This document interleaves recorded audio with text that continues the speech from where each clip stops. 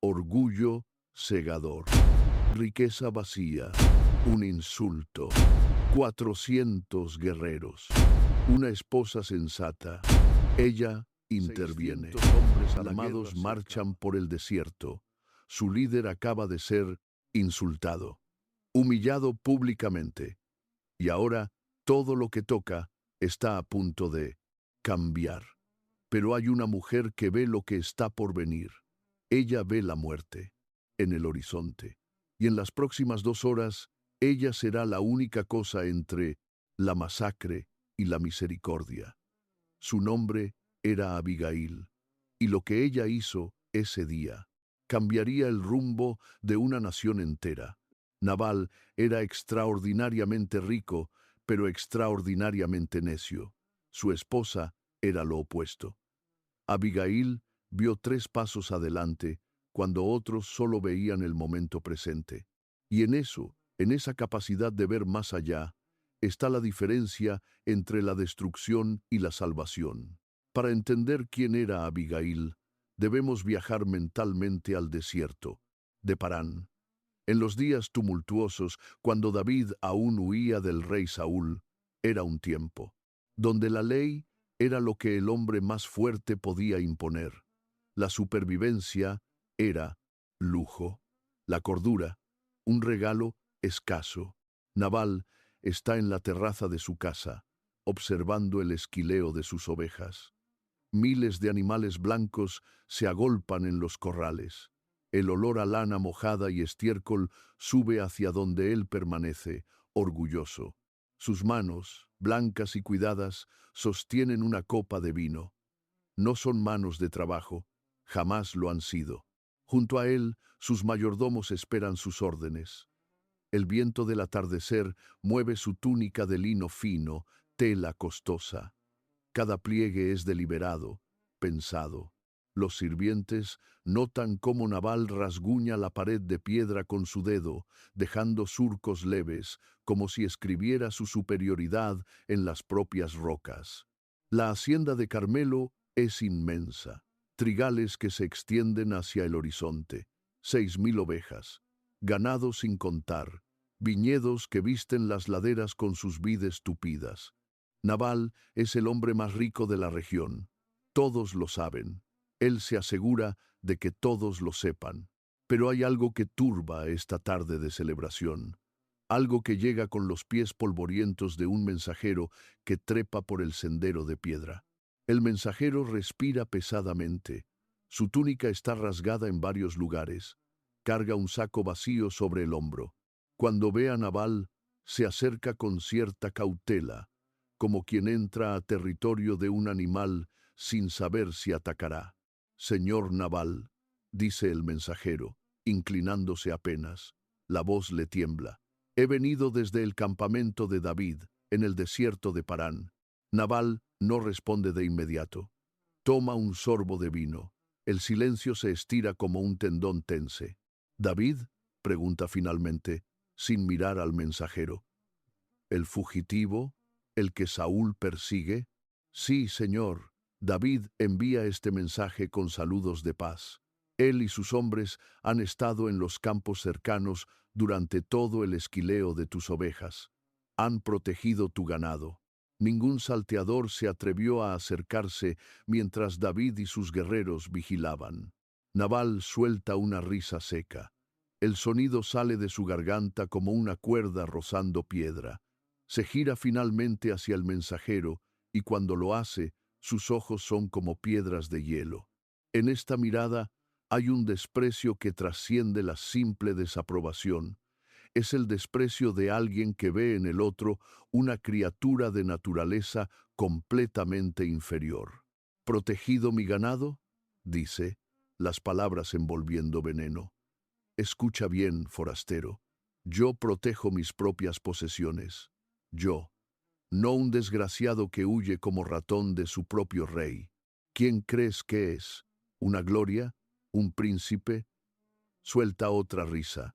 David es nadie, nada, un refugiado que debe estar mendigando en las cuevas. El mensajero mantiene la cabeza baja. Su mandíbula aprieta. David Solicita únicamente, no simplemente algunos alimentos, panes, vino, carne, lo que puedas dar, nada más. Nabal da media vuelta. Su mano derecha se abre y se cierra repetidamente, como si exprimiera algo invisible. ¿Alimentos? Escupe la palabra. ¿Sabe cuántos siervos tienen que huir de sus señores buscando libertad? Cientos, miles. ¿Y tú crees que voy a alimentar a otro desgraciado que se esconde en el desierto? ¿Por qué haría tal cosa? Camina hacia el interior de la casa. Sus sandalias golpean el piso de piedra con un ritmo de autoridad absoluta. Dile a ese David, continúa, su voz proyectándose desde el umbral, que yo no soy su siervo, que la comida que preparo cada día es para mis hombres, para hombres de verdadera importancia, no para vagabundos que duermen bajo las estrellas. Vuelve a mirar al mensajero una última vez. Vuelve donde vino y no regreses. El mensajero permanece en silencio por un momento. Sus manos están cerradas en puños. Luego, da media vuelta y comienza a bajar la colina.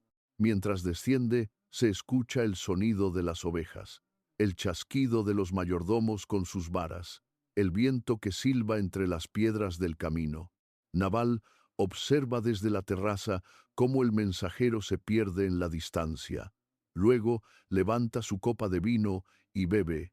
Lo que Nabal no sabe es que en ese mismo momento 400 hombres armados están encaminándose hacia su hacienda.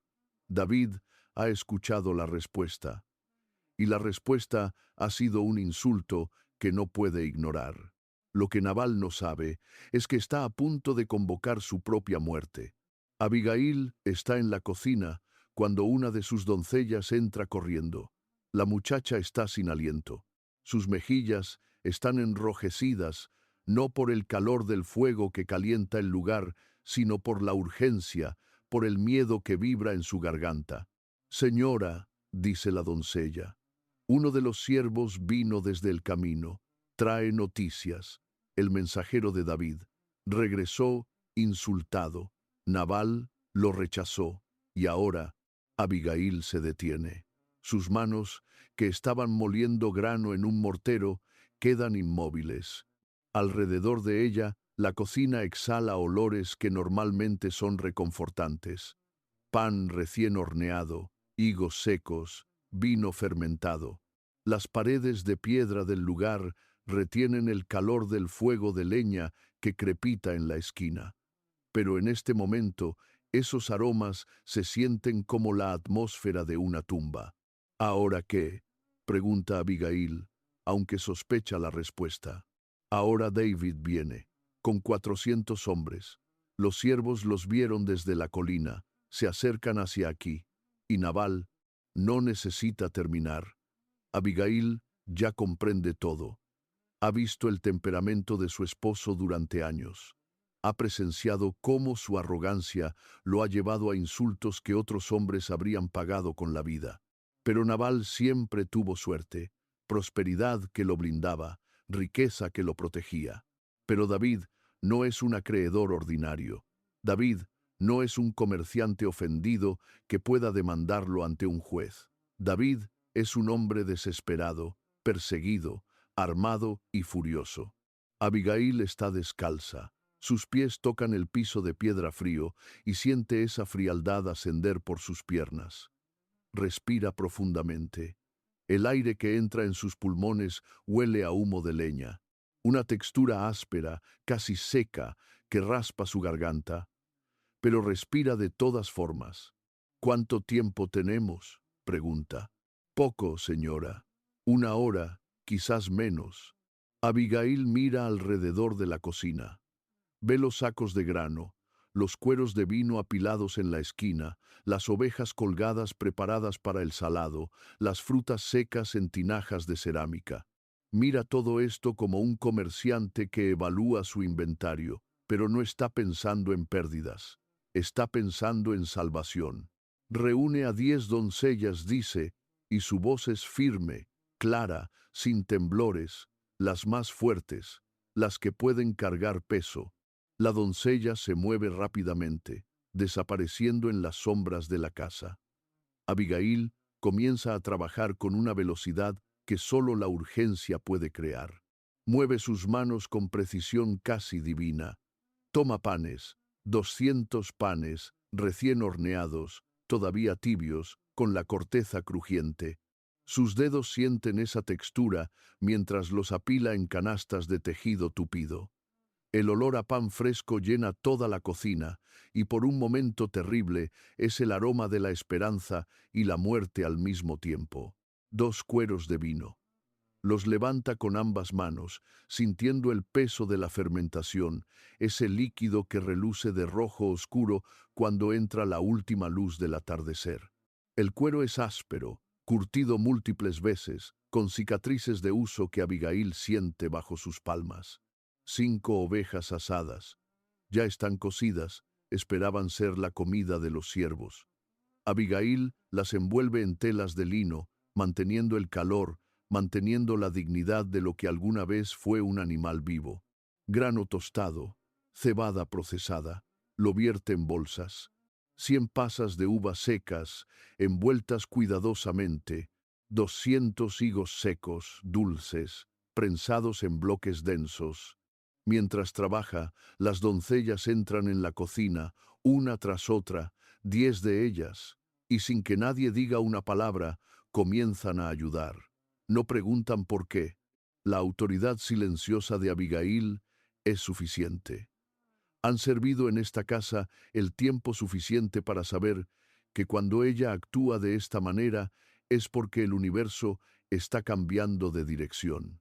Las doncellas cargan los regalos hacia los asnos que esperan afuera. Abigail los sigue, supervisando cada carga, asegurándose de que nada se rompa, de que nada se caiga. Sus pies desnudos tocan la tierra del patio, que aún mantiene el calor del día.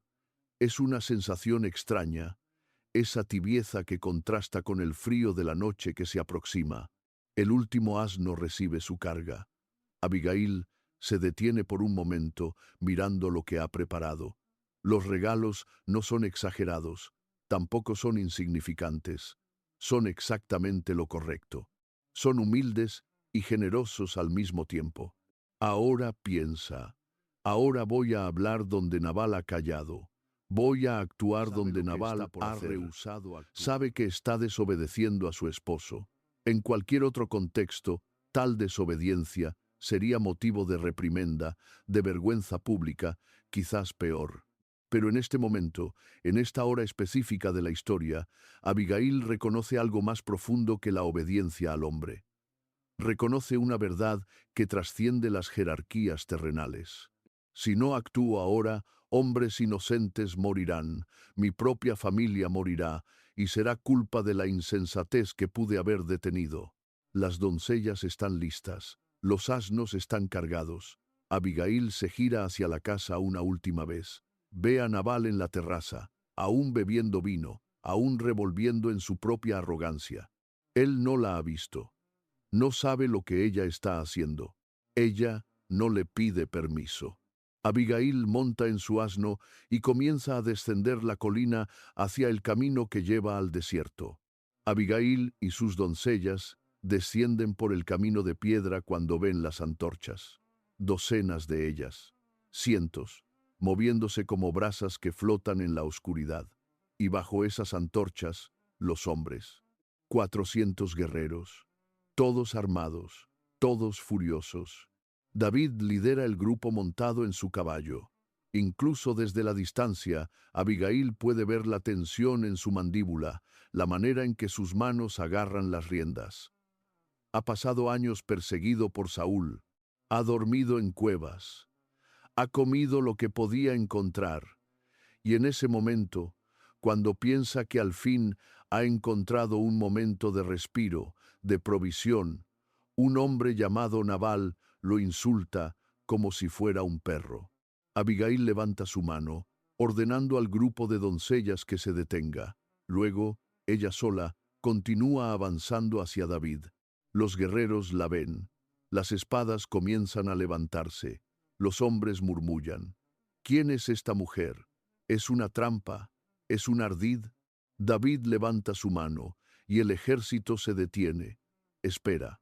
Abigail desciende de su asno cuando está a apenas unos metros de David, y entonces, en un gesto que sorprenderá a todos, incluido a David, ella se postra en el suelo. Su cuerpo toca la tierra. Sus manos se extienden en sumisión total. Su rostro toca las piedras del camino. Alrededor de ella, la oscuridad casi completa, solo roto por las antorchas que crean sombras danzantes en su espalda. Los guerreros observan en silencio. David desciende de su caballo lentamente. Levántate, dice. Aunque no es una orden cruel, hay curiosidad en su voz, perplejidad. Abigail se levanta, pero no completamente. Se queda de rodillas. Su túnica está manchada de polvo. Su cabello, que estaba trenzado cuidadosamente esta mañana, ahora está despeinado, revuelto por la urgencia del viaje. Hay hierba en su cabello, una hoja pequeña pegada a su mejilla. Cuando habla, su voz es fuerte, pero no altiva. Es la voz de alguien que sabe que está a punto de cambiar el futuro con palabras. Señor mío, sobre mí sea el pecado. El silencio es absoluto ahora. Ni siquiera los caballos resopla, ni siquiera el viento susurra. Permite que tu sierva hable en tu presencia. Oye las palabras de tu sierva. David no responde. Espera. Abigail continúa. Y cada palabra es cuidadosamente elegida, como piedras que coloca una a una para construir un puente que salvará vidas. No hagas caso de este hombre perverso, de Nabal, porque conforme a su nombre, así es. Nabal es su nombre, e insensatez va con él. Pero yo, tu sierva, no vi a los mensajeros que tú enviaste. La tensión en los hombros de David comienza a cambiar. La furia se está transformando, lentamente, en algo más complejo. Su respiración se profundiza. En este instante, mientras dos mundos chocan en el desierto, la injusticia de Nabal contra la venganza de David, te pregunto, ¿cuándo fue la última vez que reconociste en alguien una verdad que debió escucharse? ¿Cuándo silenciaste esa verdad porque el momento parecía incorrecto, el costo demasiado alto, tu voz demasiado pequeña? Abigail se levanta un poco más, aunque permanece en una posición de humildad. Ahora pues, Señor mío, vive Jehová y vive tu alma, que Jehová te ha guardado de venir a derramamiento de sangre y de vengarte por tu propia mano. Sean ahora como Nabal tus enemigos y los que procuran mal contra mi Señor. Hay algo en la manera en que ella pronuncia el nombre de Jehová que parece tocarlo profundamente. No es un nombre que invoca con ligereza, es un nombre que carga con autoridad, con realidad. Jehová no es una palabra aquí, es una presencia, una certeza palpable de que existe algo más allá de la sed de venganza, algo más duradero que la ira. Jehová es el soberano eterno, cuyas disposiciones nunca fallan, cuya verdad es inmutable. Y ahora este presente que tu sierva ha traído a mi Señor, sea dado a los criados que siguen a mi Señor. Los guerreros ven entonces los asnos que traen los regalos. Ven el pan, el vino, la carne asada. No es una fortuna, pero en el desierto, en esa noche, con hambre en los vientres, es como si les ofreciera reinos. Abigail continúa, y su voz se eleva en una verdad que resonará en el corazón de David. Jehová ciertamente hará casa satisfecha a mi Señor, por cuanto mi Señor pelea las batallas de Jehová, y no se halle mal en ti en tus días. Ahora David está completamente quieto. Sus ojos están fijos en Abigail, y ella puede verlo, el momento en que la furia comienza a dejar su cuerpo, el momento en que ve algo en esta mujer que le recuerda por qué está en el desierto, por qué continúa luchando, por qué la vida sigue teniendo significado a pesar de todo. Aunque alguien se levante persiguiendo tu vida, la vida de mi Señor será ligada con Jehová tu Dios en el fardo de los vivos. Mas la vida de tus enemigos la lanzará Jehová como la piedra de una honda. La metáfora es poderosa. Los enemigos, lanzados lejos, dispersos, inútiles, y David, unido a lo divino, protegido, valorado. David es visto no como un perseguido, sino como alguien cuyos pasos están siendo guiados por el Dios omnipotente y todopoderoso, el único cuya voluntad jamás puede ser frustrada, cuya dirección nunca puede equivocarse. Y será que cuando Jehová haya hecho a mi Señor conforme a todo lo bueno que ha hablado de ti, y te haya constituido príncipe sobre Israel, que no tendrás tropiezo ni remordimiento por haber derramado sangre sin causa, ni de haberte vengado por tu propia mano. Y entonces, con una vulnerabilidad que quizás es lo más poderoso que ha dicho, Abigail termina: y cuando Jehová haya hecho bien a mi Señor, acuérdate de tu sierva. El silencio que sigue es un silencio diferente al anterior. No es el silencio de la tensión, es el silencio de la transformación. Es el silencio de una batalla que fue evitada sin que una gota de sangre fuera derramada. David extiende su mano y levanta a Abigail del suelo. Cuando ella se pone de pie, él la mira directamente a los ojos. Y en esa mirada hay gratitud, reconocimiento y algo más profundo.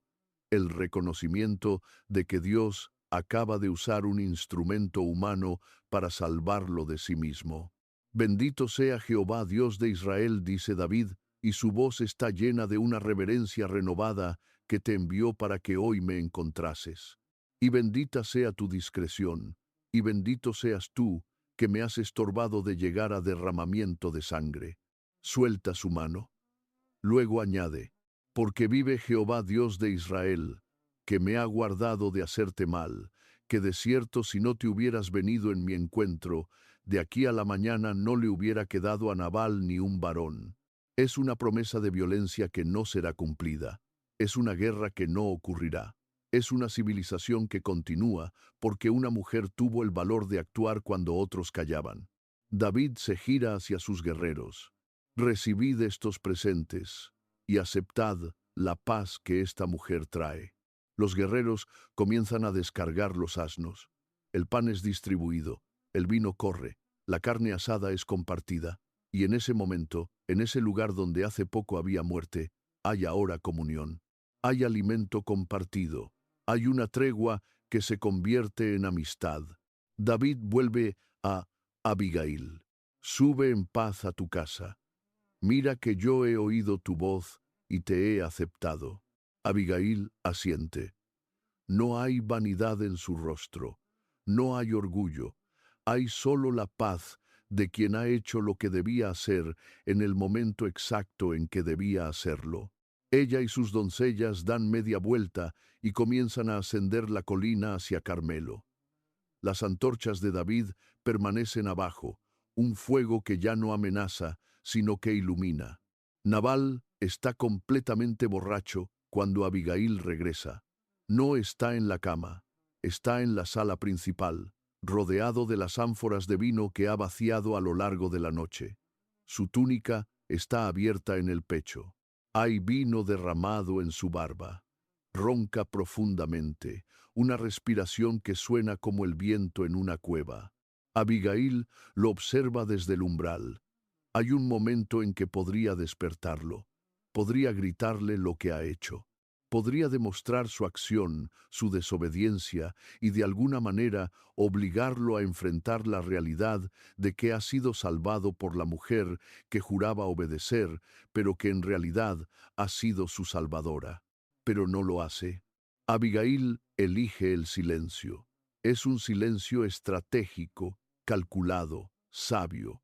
Reconoce algo que probablemente Nabal nunca reconocerá, que algunas verdades son demasiado grandes para ser dichas en el momento, que algunos hombres no están listos para ver lo que ven con los ojos. Ella cierra la puerta de la sala. Pasa la noche en otra habitación, rodeada de sus doncellas, en un silencio que no es paz, pero que tampoco es guerra. El sol tienta el borde del horizonte, pintando el cielo de naranja pálido.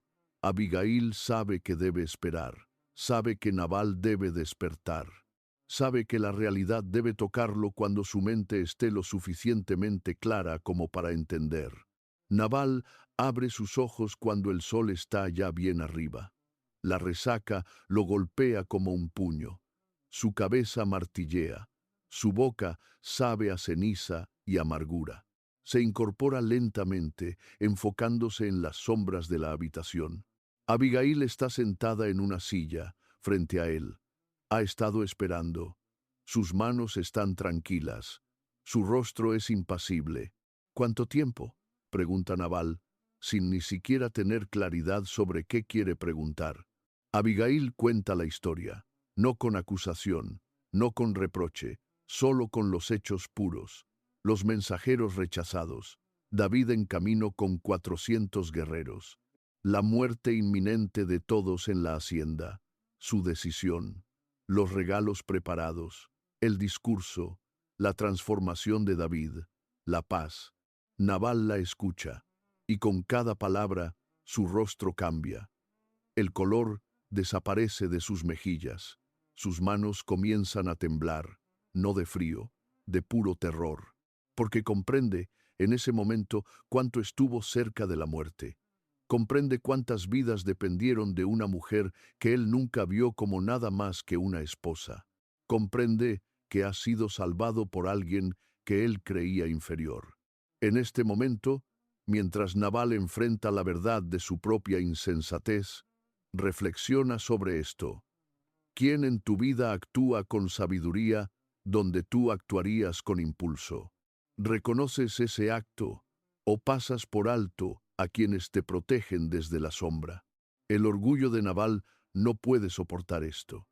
El ego que se ha construido sobre su riqueza, sobre su importancia, sobre su capacidad de controlar todo y a todos, se desmorona. Se desmorona tan rápidamente que su propio cuerpo no puede contenerse. Nabal se queda como una piedra. Las palabras de Abigail continúan, pero él no las escucha más. Sus ojos están fijos. Su respiración es superficial. Alguien trae agua. Alguien busca a los médicos. Alguien corre por la colina gritando, pero es demasiado tarde. Nabal sufrió lo que los médicos llamarían un accidente vascular. Su corazón, golpeado por la vergüenza, por la humillación, por la comprensión de su propia insignificancia, simplemente se detuvo. Permanece vivo durante 10 días más. Pero no es vida, es espera. Su cuerpo respira, pero su mente está en algún otro lugar, quizás enfrentando verdades que nunca quiso ver, quizás comprendiendo, demasiado tarde, que la riqueza sin sabiduría es solo polvo, que el poder sin compasión es solo vacío. Al 10.º día, su corazón finalmente cede, se detiene y Nabal muere.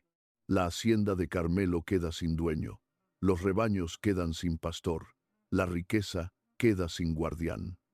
Nabal, que pasó toda su vida acumulando posesiones, muere dejando todo atrás.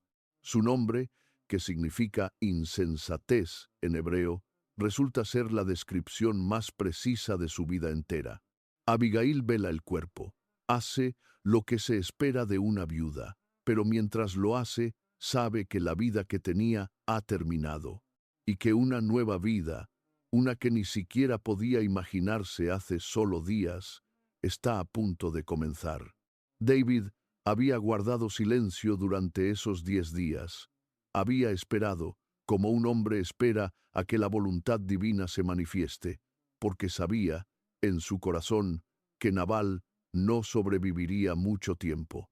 Sabía que Jehová, el justo y vindicé, haría lo que David no haría con sus propias manos. Cuando llega la noticia de la muerte de Nabal, David no sonríe, no celebra, simplemente asiente, como si confirmara algo que ya sabía. Luego envía mensajeros. Sus palabras son cuidadosas, respetuosas, humildes. David desea saber si Abigail, mujer de Nabal, se casaría con David, siervo de Jehová. Es una propuesta de matrimonio, pero no es cualquier propuesta. Es la propuesta de un hombre que ha reconocido en una mujer algo que trasciende la belleza, que trasciende el estatus, que trasciende todo lo material. Es la propuesta de alguien que ha visto a una persona actuar según su más alta naturaleza y que reconoce que tal persona es digna de estar a su lado. Cuando los mensajeros llegan a Carmelo, Abigail está sentada en el umbral de la casa de Nabal. Está sola. Sus doncellas están dentro, preparando el equipaje, porque Abigail ha sabido, desde el momento en que Nabal se desplomó, que no podría quedarse aquí. Un mensajero se acerca, se inclina. Abigail dice, David te envía esto. Abigail escucha el mensaje. Cuando el mensajero termina, hay un largo silencio. Ella mira hacia Carmelo, a la riqueza, a los rebaños, a todo lo que ha sido su mundo. Luego mira hacia el desierto, hacia el campamento de David, hacia lo desconocido. Su respuesta es simple: yo soy sierva de David para lavar los pies de sus siervos. Es una declaración de sumisión, pero también de comprensión. Abigail sabe lo que significa ser la esposa de un hombre perseguido. Sabe que significa abandonar la comodidad. Sabe que significa dormir en carpas, no en casas de piedra. Pero también sabe que significa vivir junto a un hombre que entiende lo divino, un hombre que ha sido tocado por Jehová. Abigail desciende la colina por última vez montada en su asno. Con ella viajan sus 5 doncellas, cargan lo que pueden, abandonan el resto. Cuando llegan al campamento de David, él está esperando. Los 400 guerreros están alrededor, observando. Pero cuando David ve a Abigail, su atención se enfoca completamente en ella. Se acerca lentamente. Cuando está frente a ella, extiende su mano para ayudarla a desmontar. Su mano es cálida, sus ojos son cálidos. Y en esa mano, en esos ojos, Abigail ve el reconocimiento de alguien que comprende exactamente quién es ella. Bienvenida, dice David.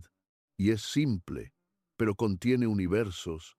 Esa noche, bajo las estrellas del desierto, David y Abigail se casan.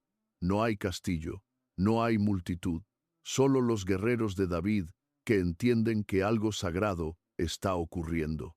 Solo el sonido del viento desértico, solo la presencia de Jehová que ha guiado cada paso de este encuentro. Abigail, que fue esposa de un hombre que vio riqueza donde debería haber visto servicio, ahora es esposa de un hombre que ve a Jehová donde otros ven solo peligro y exilio. Ha ganado todo, perdiendo nada que valga la pena. Ha ascendido renunciando al ascenso material. Ha encontrado su verdadero lugar en el mundo no mediante la obediencia ciega, sino mediante la acción moral que trasciende toda estructura de poder terrenal. Y mientras duerme esa noche bajo una carpa en el desierto, Abigail sabe que está donde debe estar, no porque sea cómodo, sino porque es verdadero. La historia de Abigail termina donde comienza, con una elección. No una elección fácil, no una elección que el mundo habría aplaudido, sino una elección que cambió el curso de la historia de una manera que la mayoría de las personas nunca verá completamente. Nabal muere, David es salvado. Abigail, la que resuena a través de los siglos, no está en estos eventos. Está en el momento entre el insulto de Nabal y la muerte de Nabal. Está en la decisión de Abigail de actuar sin permiso, sin autorización, sin la bendición del sistema que debería haberla confinado. ¿Cuál es el verdadero significado de lo que hemos visto? ¿Por qué esta historia, contada hace casi 3000 años, sigue siendo tan urgente, tan relevante, tan capaz de transformar corazones? La respuesta está en una verdad que la mayoría de las culturas, la mayoría de las religiones, la mayoría de los sistemas políticos intentan esconder. La sabiduría genuina no espera permiso.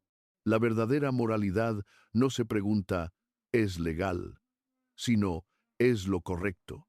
Abigail no era una revolucionaria. No buscaba derrocar a Nabal. No estaba intentando reescribir las leyes de su sociedad. Simplemente enfrentó una situación donde la justicia vacilaba, donde la insensatez ofrecía una respuesta que causaría muerte, y actuó. Ese es el acto fundamental que observamos en Abigail. En el corazón de todo lo que hizo Abigail hay una verdad que debería resonar en nuestras propias vidas. Esta verdad tiene varias capas, varias dimensiones que debemos explorar juntos. Primero, la verdadera sabiduría reconoce cuándo la estructura existente ha fallado. Nabal, como patriarca, tenía la responsabilidad de recibir a los mensajeros con dignidad. Tenía la responsabilidad de honrar el código de hospitalidad que mantenía unida a la sociedad. Fracasó, no por debilidad, sino por arrogancia deliberada, por un orgullo que se negaba a reconocer la humanidad en quienes se dirigían a él. Abigail vio este fracaso y en lugar de simplemente aceptarlo como inevitable, actuó. Segundo, la verdadera sabiduría actúa incluso cuando pone en riesgo todo lo que posee. Abigail no sabía qué pasaría cuando desobedeciera a Nabal. Sabía que podría ser castigada. Sabía que podría perder su posición, su estatus, todo lo que la sociedad había determinado que debería valorar. Pero reconoció algo más profundo, que estas cosas materiales no tenían valor si la sangre inocente era derramada en su defensa. Así que cargó con los regalos. Caminó sola hacia 400 guerreros furiosos. Se postró en el polvo y habló. Tercero, la verdadera sabiduría comprende que la palabra tiene poder.